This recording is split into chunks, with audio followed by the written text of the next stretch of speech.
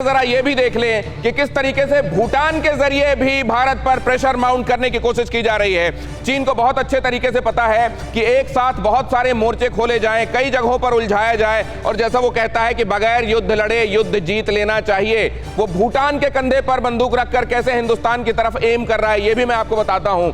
यहां पर अब आप अगर इसको बहुत ध्यान से देखेंगे, एक के बाद एक तस्वीर देखेंगे, तो डोकलाम कौन सी जगह है, उसका क्या रणनीतिक महत्व है, ये साफ हो जाएगा।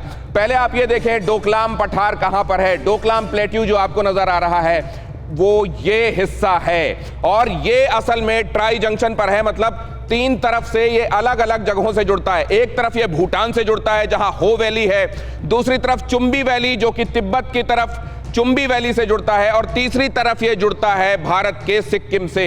अब देखिए ये यहां पर आपको चुम्बी वैली नजर आ रही है, सिक्किम का हिस्सा नजर आ रहा है और यहां डोकलाम नजर आ रहा है। ट्राई जंक्शन कहां पर है ये आपको नजर आ रहा है।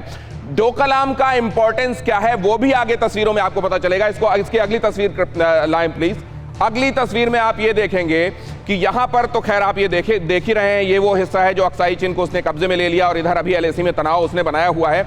लेकिन यहीं पर अगर आप इस वेस्टर्न सेक्टर से ये जो मिडिल सेक्टर है इससे आगे आए इधर ईस्टर्न सेक्टर की तरफ, तो ये जो गुलाबी हिस्सा दिखाई दे रहा है यही है वो प्लेट्यू, यही है वो डोकलाम का हिस्सा। इसको अगर आप बहुत ध्यान से देखेंगे तो देखेंगे इधर वही चुम्बी वैली से लगा हुआ उसका हिस्सा है, इस तरफ जहां पर वो भूटान से लगा हुआ है ये हो वैली है और इधर वो सिक्किम के साथ लगा हुआ है। इसको ये नथांग वैली के साथ इधर उसका हिस्सा लगता है। अब अगर आप इसको ध्यान से देखेंगे तो ये पाएंगे कि इसके बिल्कुल नीचे वो चिकन नेक है, वो सिलीगुड़ी कॉरिडोर है, वो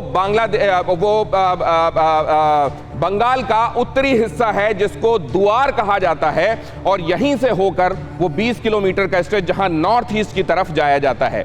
तो अगर यहां पर वो डोकलाम में काबिज हो जाता है तो यहां पर जाहिर है चिकन नेक के पास बहुत करीब पहुंच जाएगा, दुआर के पास पहुंच जाएगा, सिलीगुड़ी कॉरिडोर पर उसकी निगाहें हैं। आपको याद होगा शर्जील इमाम ने जब भारत विरोधी बयान दिए थे यही कहा था कि चिकन नेक पर अगर हम काबिज हो जाएं तो फिर नॉर्थ ईस्ट की तरफ कैसे हम उसको पकड़ सकते हैं। अब अगर आप देखेंगे तो डोकलाम को समझने के बाद आप ये देखिए कि कैसे उसने सेक्टेंग सेंचुरी को अपना बताया पहले, फिर वो कह रहा है कि ठीक है मैं सेक्टेंग में अपना दावा छोड़ता हूं, भूटान को कह रहा है, लेकिन डोकलाम मुझे दो। अब देखिए कहां पर क्या है, ये है सेक्टेंग, ये वाइल्ड लाइफ सेंचुरी इस जगह पर। अब आप देखिए ठीक है यहां पर आपका विवाद सीमा का हो सकता है चाइना के साथ, यहां पर हो सकता है चाइना के साथ सीमा का विवाद, लेकिन इस जगह तो हो ही नहीं सकता चीन के साथ आपकी यहां इस तरफ तो सीमा नहीं लग रही है। वो सेक्टेंग सेंचुरी असल में 1984 में बातचीत की शुरुआत हुई थी चीन और भूटान के बीच में बॉर्डर डिस्प्यूट को लेके। 24 बार बात हो चुकी है दोनों देशों के बीच में, आज तक सेक्टेंग सेंचुरी का आज तक हवाला नहीं दिया गया, चीन ने आज तक दावा नहीं ठोका। आज अचानक वो सेक्टेंग सेंचुरी को अपना क्यों बता रहा है? वो इसलिए बता रहा है कि यहां पर दावा ठोको, जब प्रेशर माउंट हो जाएगा तो बोलो कि ठीक है मैं तुमको एक पैकेज डील देता हूं, जो कि उसने अब पेशकश कर दी। अब उसने एक पैकेज डील दे दी है, ये कहा है कि सेक्टेंग पर तुम अपना दावा छोड़ो, मैं अपना दावा छोड़ता हूं और तुम डोकलाम मुझको दे दो। यहां पर देखिए ये है सेक्टेंग वाइल्ड लाइफ सेंचुरी, ये तवांग अरुणाचल प्रदेश का हिस्सा, इससे बिल्कुल लगा हुआ ये भूटान का हिस्सा है जो सेक्टेंग वाइल्ड लाइफ सेंचुरी है।